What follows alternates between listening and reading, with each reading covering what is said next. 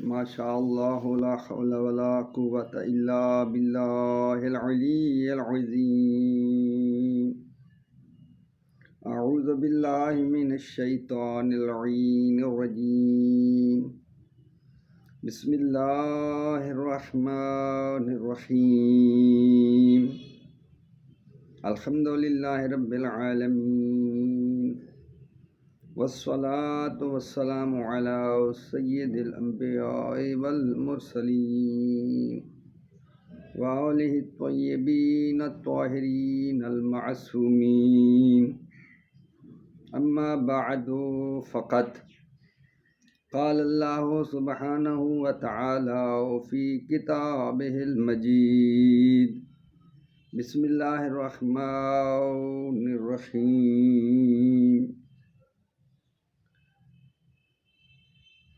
هو اللہ الذی لا الہ الا هو الملک القدوس السلام اللہم صلی علی محمد و آل محمد۔ سلسلہ گفتگو چل رہا تھا کہ سورۃ فاتحہ کی اتنی اہمیت ہے کہ اللہ پاک نے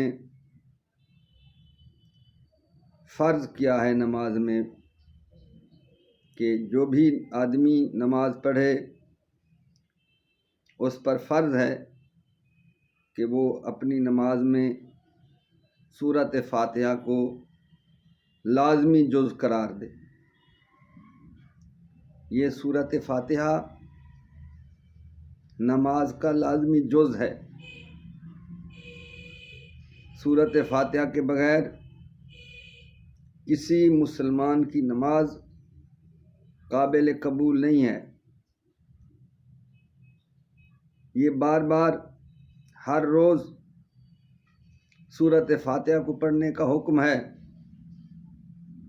کہ نماز میں باقی صورتیں جس صورت کے متعلق آپ کا جی چاہے آپ نماز میں وہ صورت پڑھ سکتے ہیں، لیکن سورۃ فاتحہ کو کسی صورت میں بھی نظر انداز نہیں کر سکتے۔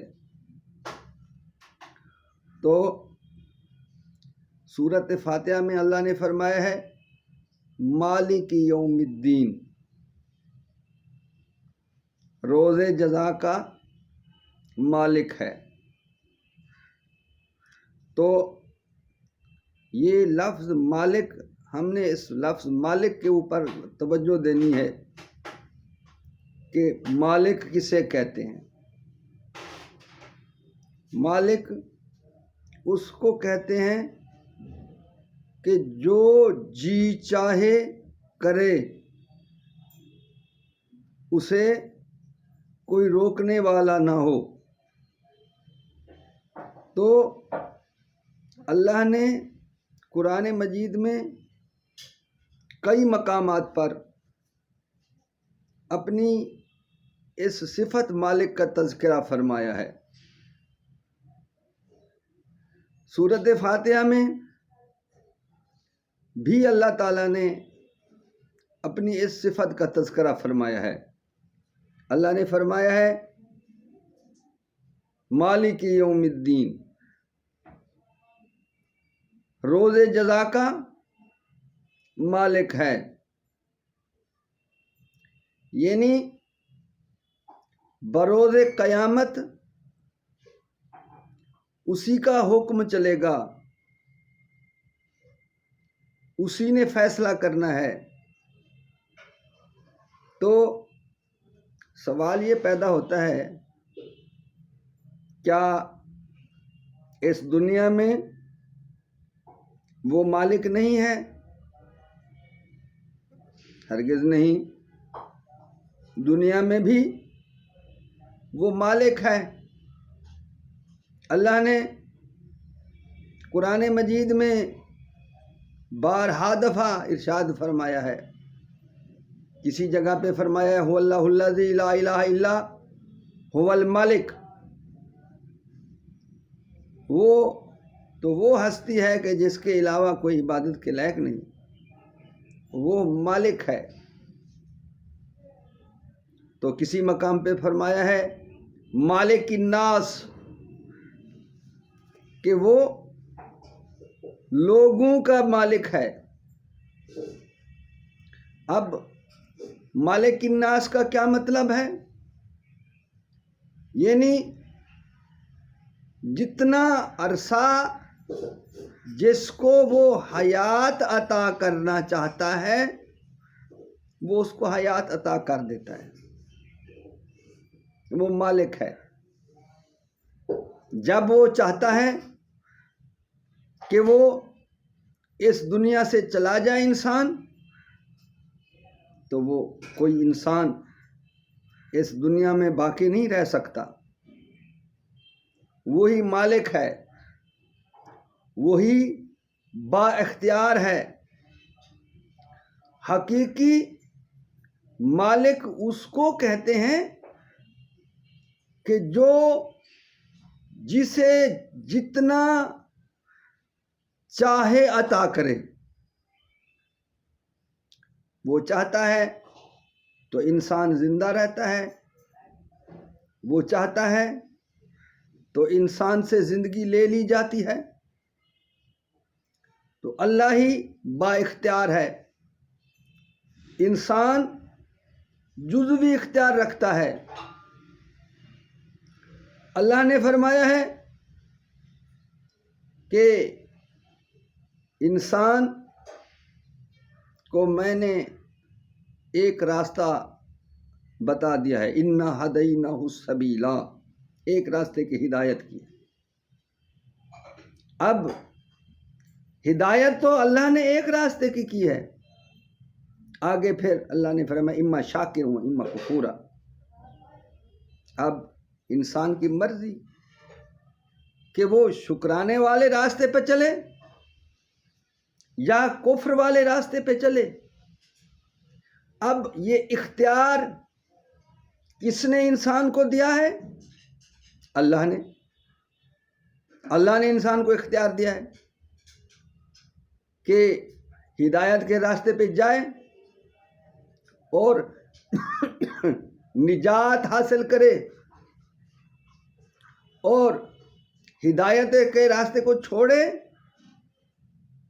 اور ذلت میں مبتلا ہو جائے. اب یہ اختیار کس نے دیا ہے؟ اللہ نے دیا ہے. تو کیا اللہ نے یہ اختیار انسان کو اس دنیا میں دیا ہے؟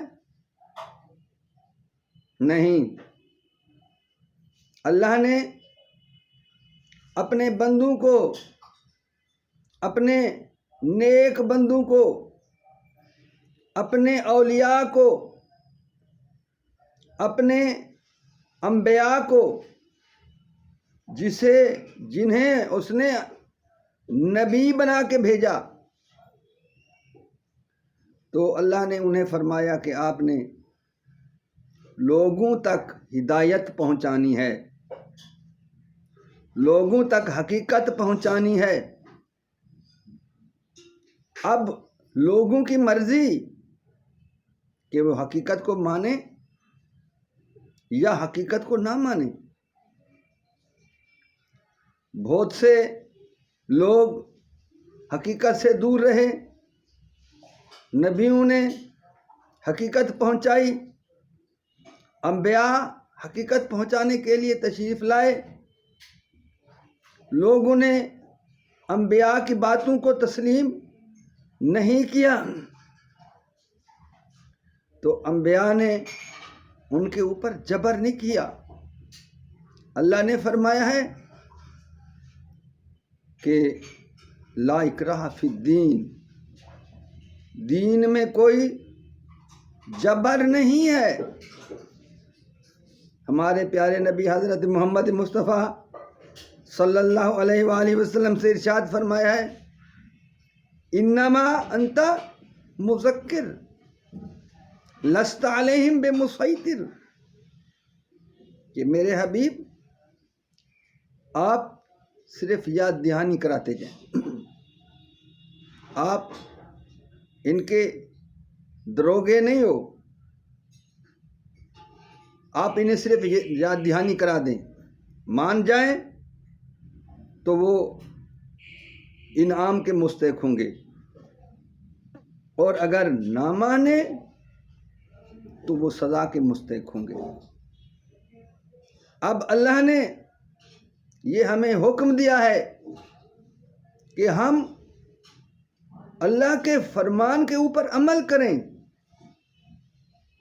اور جنہوں نے اللہ کا فرمان ہم تک پہنچایا ہے وہ ہستیاں اولیاء اللہ ہیں۔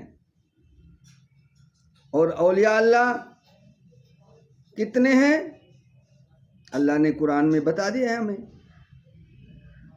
انما ولیکم اللہ،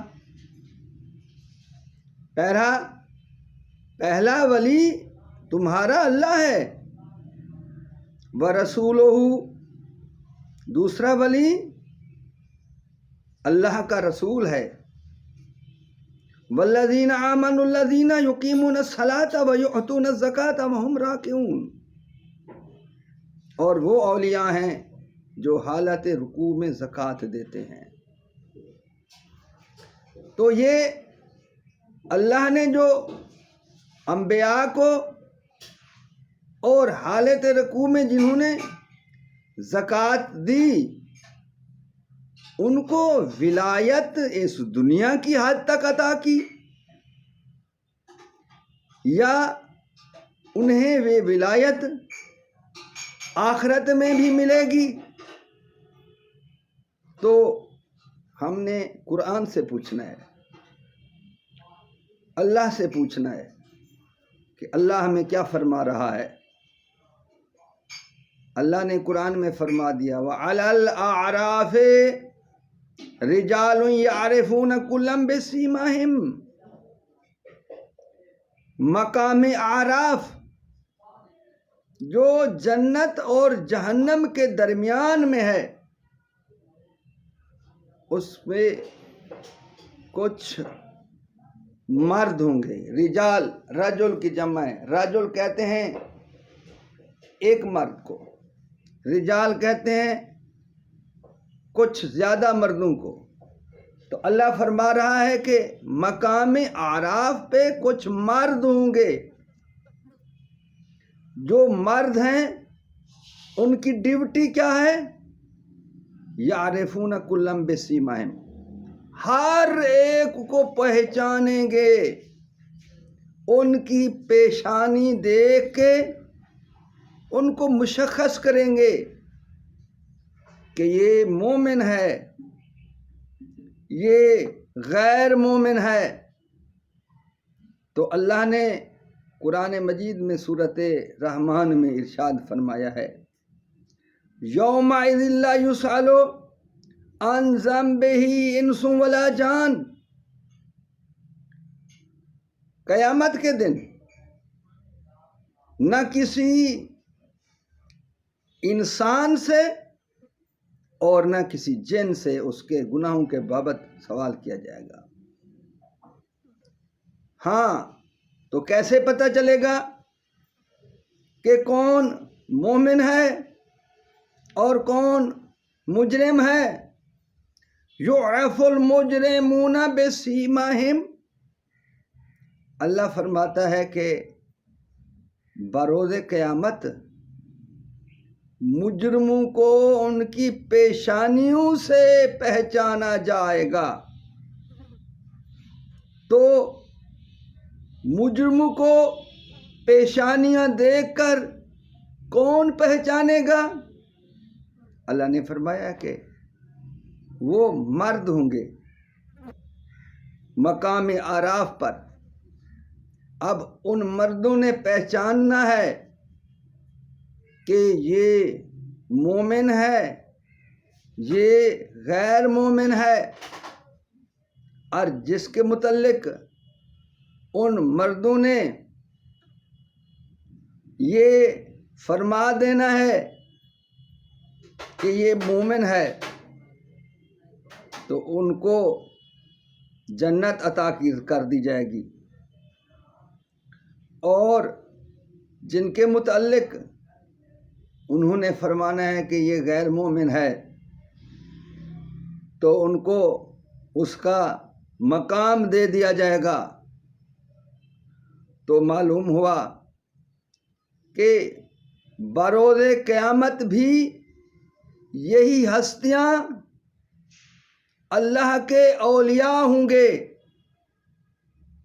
لیکن فرق ہے دنیا میں جو انہیں ولایت ملی ہے وہ ولایت صرف ہدایت کی حد تک ملی ہے کہ آپ کا کام انہیں ہدایت کرنا ہے، ان کی مرضی یہ مانیں اور نجات پائیں، اور نہ مانیں اور مبتلا عذاب ہو جائیں۔ لیکن قیامت میں جو ان کو ولایت عطا ہوگی وہ ولایت ہے کہ جو وہ حکم کریں گے، جس کے متعلق حکم کریں گے کہ اسے جنت بھیج دیا جائے تو اسے جنت میں بھیج دیا جائے گا۔ دنیا میں تو ان کے حکم کی نافرمانی کی جاتی رہی ہے، لیکن بروز قیامت کبھی ان کے حکم کی نافرمانی نہیں ہوگی۔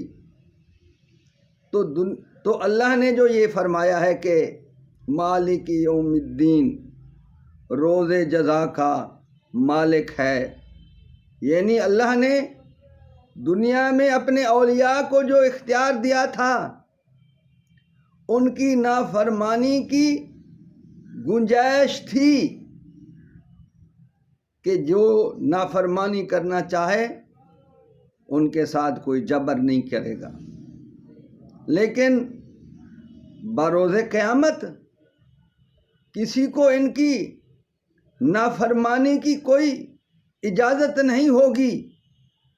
تو اس لیے اللہ نے خاص کر کے فرمایا ہے کہ مالک یوم الدین، روز جزا کا مالک ہے، یعنی قیامت کے دن اپنے اولیاء کو جو وہ اختیار دے گا تو کسی کی جرأت نہیں ہوگی کہ وہ ان اولیاء سے اختیار کو چھین سکے۔